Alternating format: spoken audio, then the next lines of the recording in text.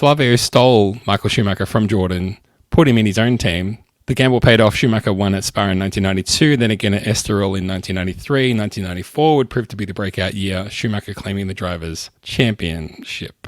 Success brought greater scrutiny, and the first of several allegations of cheating began to emerge. Whoops.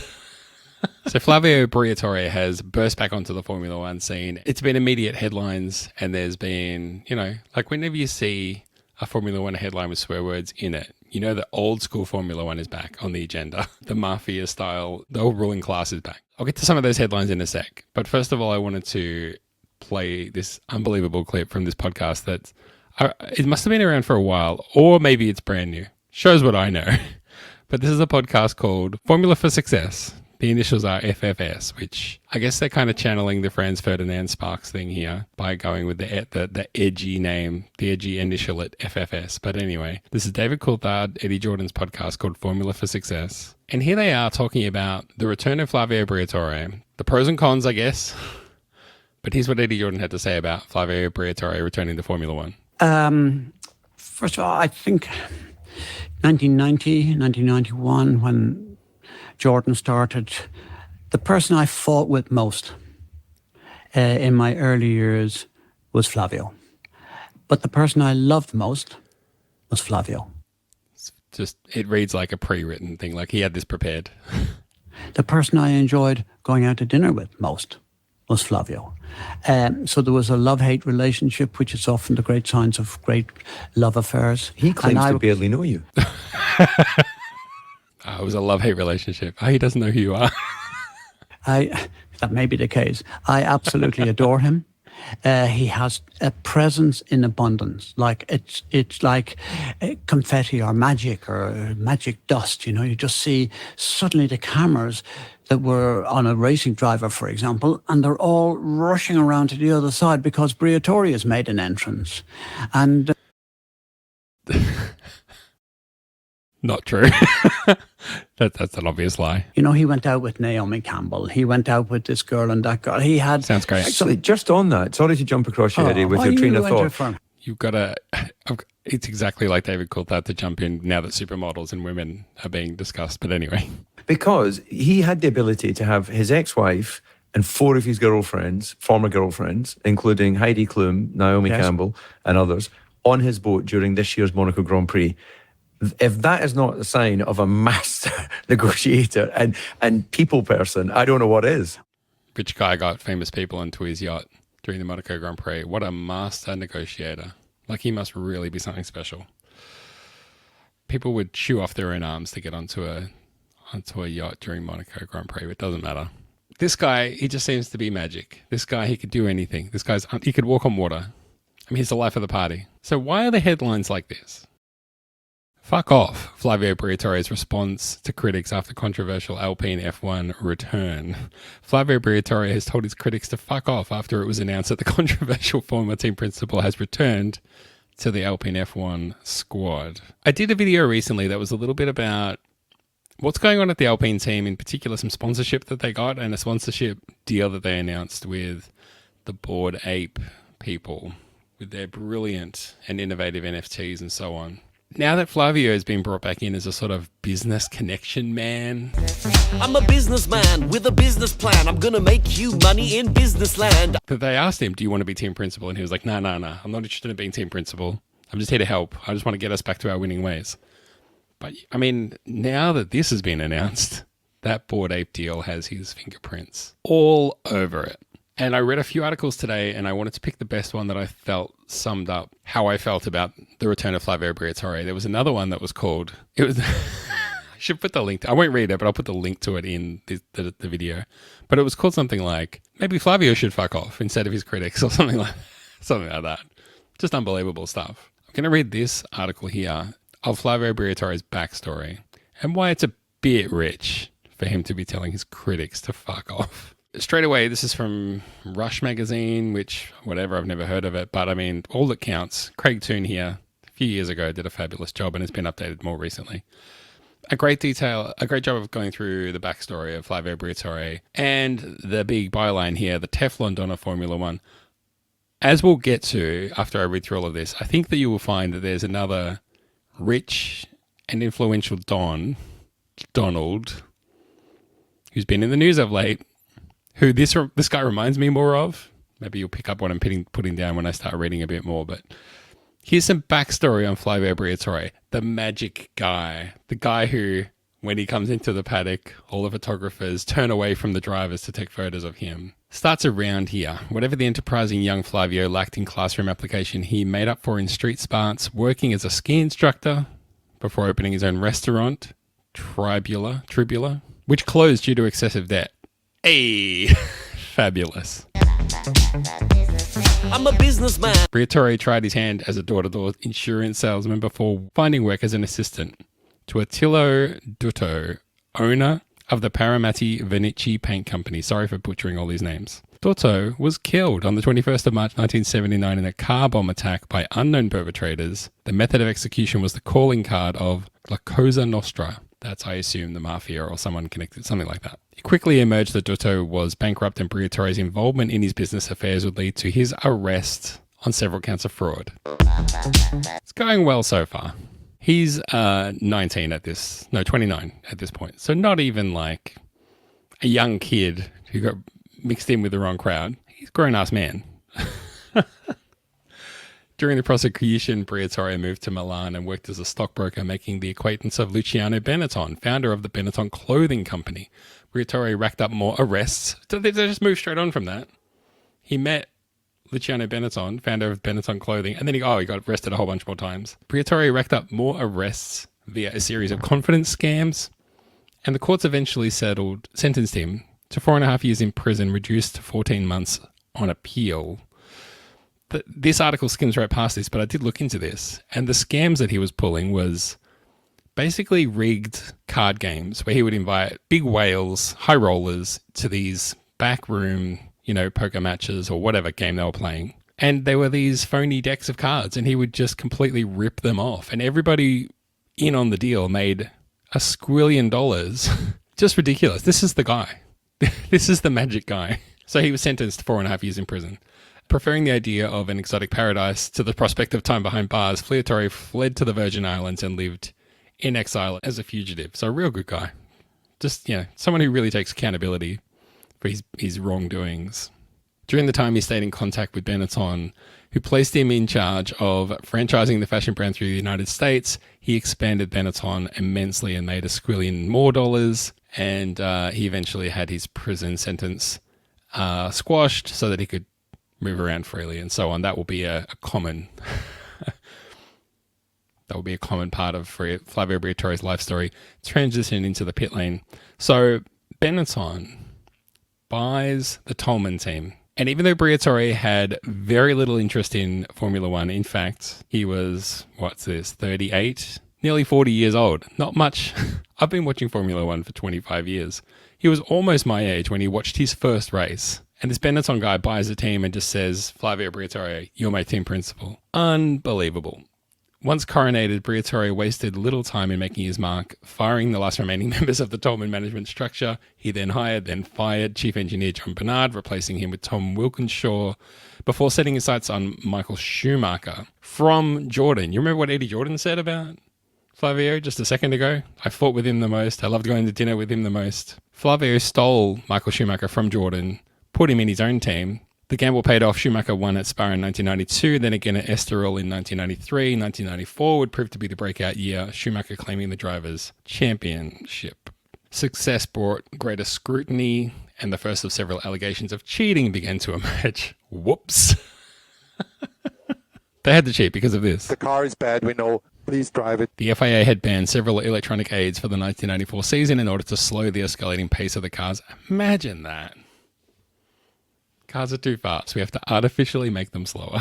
They wanted to place greater emphasis on the driver's ability. So, in other words, they felt like the cars were getting too easy to drive. So they banned all these things: traction control, power brakes, anti-lock brakes, active suspension. Refueling was also reintroduced. That will be important. Murmurs of discontent surfaced straight away after the first round in Brazil. Ayrton Senna had been leading the race on lap 21 with Schumacher close behind. Schumacher driving for Benetton.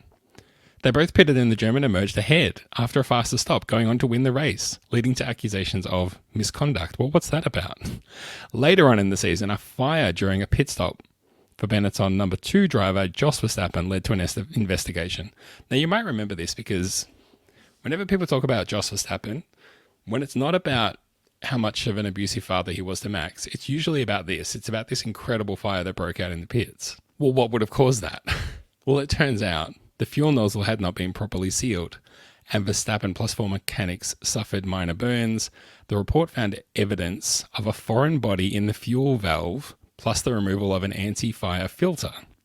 The result being that the fuel flowed into the tanks approximately 12.5% faster, saving around 1 second per pit stop.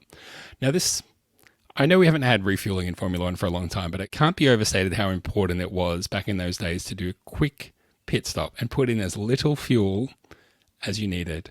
And there would be splash and dash pit stops where drivers would come in and just get a small amount of fuel so they could go back out, do faster laps, stop a second time, and then overtake someone who was in front of them. That was how much of a difference it used to make in those days.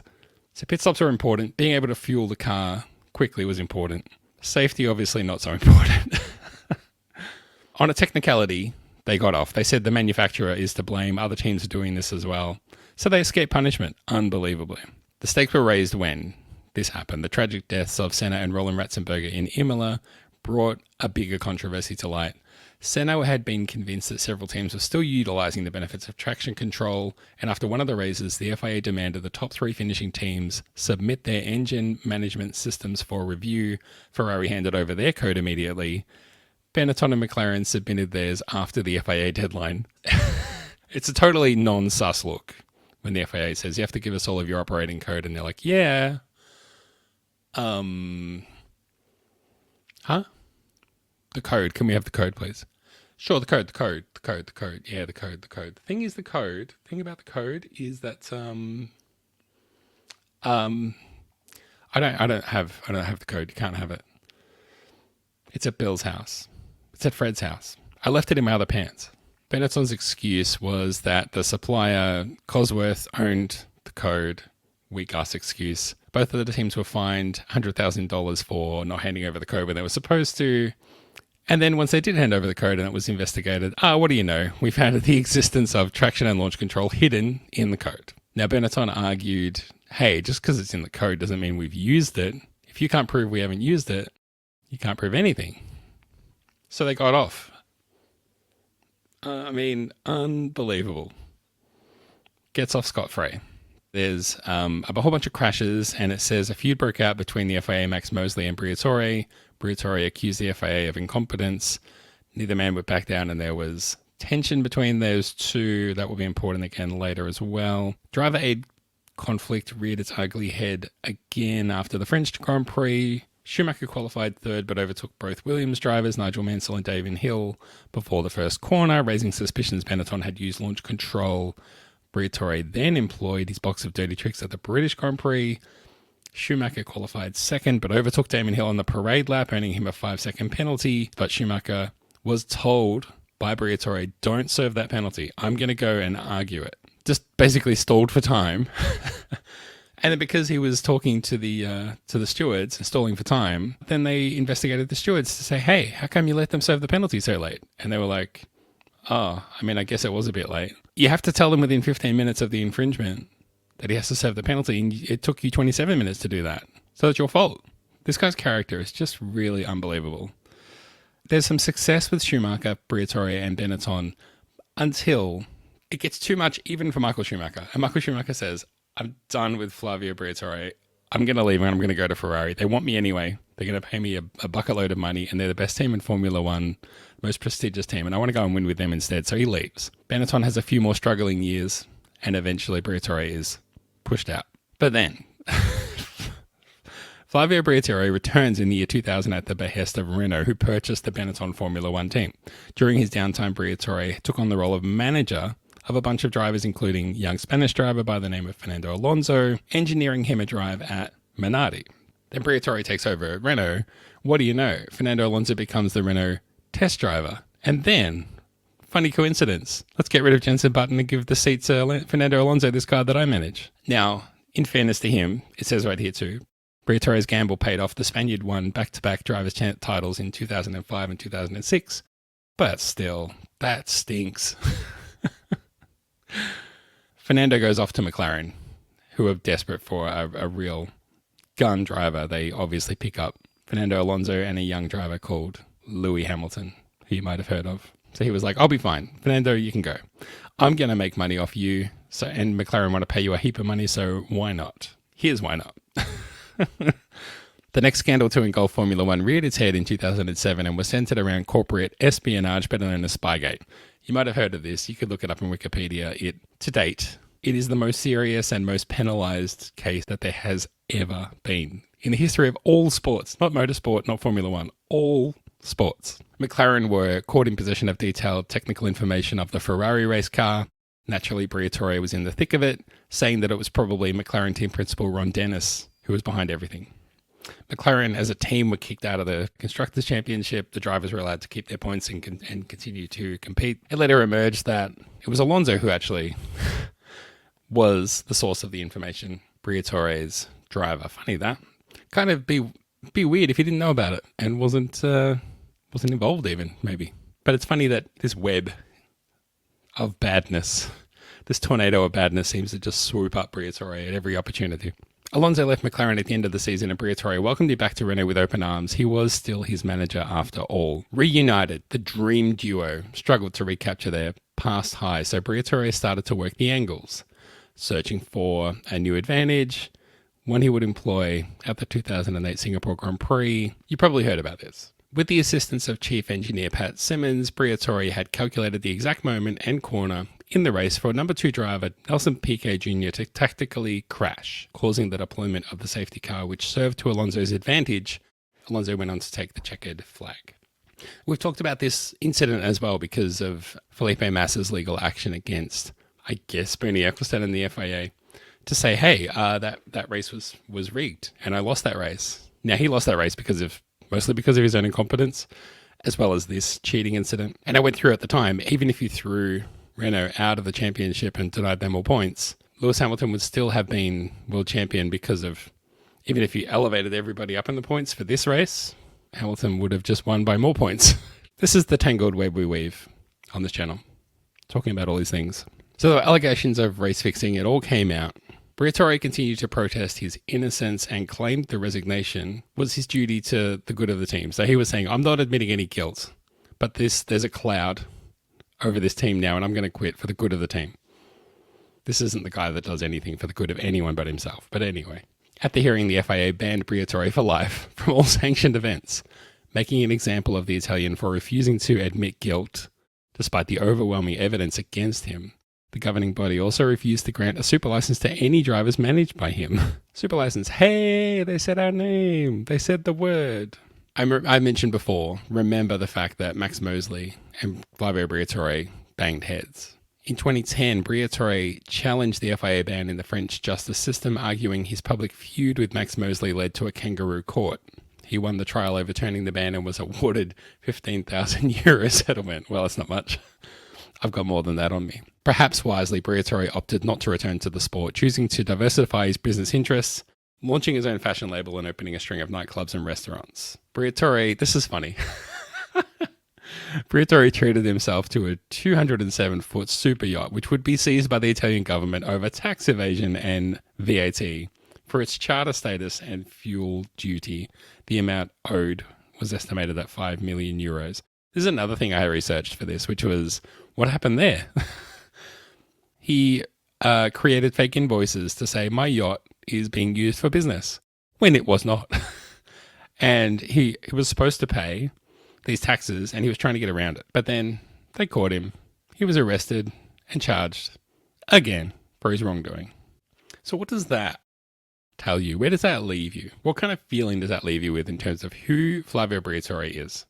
What kind of person is Alpine realigning itself with? Alpine, remember. Renault, Alpine, Renault. Remember this, critics saying, maybe you're not the best person to be coming back to Formula One and getting aligned with this team. And remember his response. Great guy, I wish him all the best. If anyone happens to be in Monaco next year, I hear there's a yacht that you can get on. It's been seized by the government, but they're going to have a big party Flavio's ex-wife and girlfriends are going to be on there. That's what I would do. Flavio, Flav B.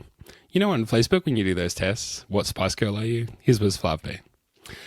Look, it's not my fault. I don't make up the rules. The internet does. That's what I think about the return of Flavio Briatore. I don't know about you. Definitely let me know what you think. Are you a fan? Are you glad to have him back? Do you think it's a good thing? Because I, for one, absolutely do not. And he can go pound the sand as far as I'm concerned. Flavio Briatore, Formula One scumbag and cheat, and greatest cheat is back in the sport officially as special advisor to the beleaguered Alpine F1 team, and immediately stirred the pot. First claiming he is a genius in F1, and now telling his detractors to fuck off. Oh, yeah.